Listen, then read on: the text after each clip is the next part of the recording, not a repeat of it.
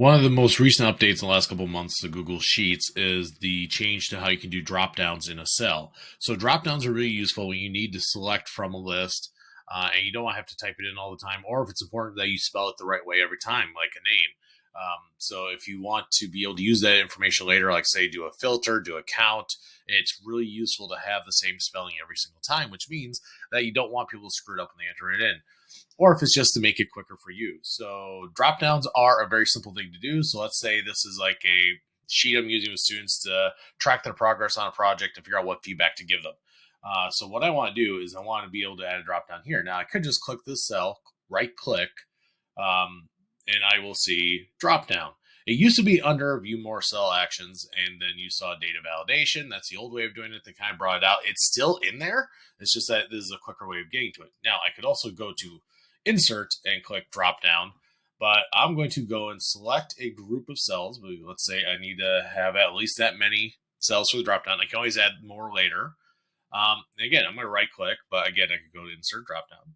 And we click drop down, and it's going to give me my options here. It says it's going to apply to a range. So it's going from cell A2 to A20 on this tab.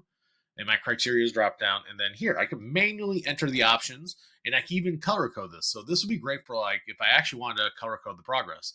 Like I could look at green is all good to go, yellow maybe they need a little help, and then red maybe they need a lot of help. They're stopped. But another option here, if I want to do that, is I can do drop down from a range. Now I have a tab here with fake names. I actually use ChatGPT for this, so I don't have to make up my own fake names anymore. And what I can do is I just click this box here. It's going to select a data range. I'm going to click the top cell and hold down and just drag. So I'm selecting all those cells. And you can see it's saying fake names. That's the name of my tab. A2, that's cell A2 to A21. That's right down here. So I'm going to click OK. And now you can see it added them all in. Now, nice thing here is I could color code these if I need to. Like, let's say there are different groups and I want to put them in there. I could do that. The advanced options are really nice because I can show help text for a selected cell if I need to put information there. If the data is invalid, you can show a warning or reject it. I like reject because, again, if you're going to use another equation later, like a filter, like a count, like a VLOOKUP, you want to make sure it's the same spelling every single time. And then the display style, chip, arrow, plain text, however you want to do that. You can play around with those. And then once you're done, you click done. And if I go back to my original tab, there we go. Those are all my drop downs. I can just go there and select. Now, an interesting thing, if you want to see this kind of one of my favorite parts, is I can now, because I'm using it from an area, I can sort it. If I enter these manually, I'd have to manually sort them. But now if I go back to my drop down, here we go. They're resorted. And now I can put in those information.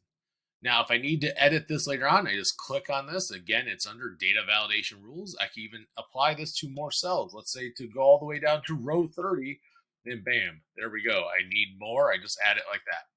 So that's the easy way to add drop downs. They're very useful. They're going to speed up time. There are times where I've had to share spreadsheets with other people, and I didn't want them to accidentally put in a name wrong or write the wrong thing. Or, even if we look at, let's say I had a heading up here, for learning outcome. And I just want to enter them at once and not have to retype them every time. That's going to save me a ton of time. I can use Dropdown to do that. So, nice little feature in Google Sheets. Should make it easier to deal with data. Hopefully this is helpful for you.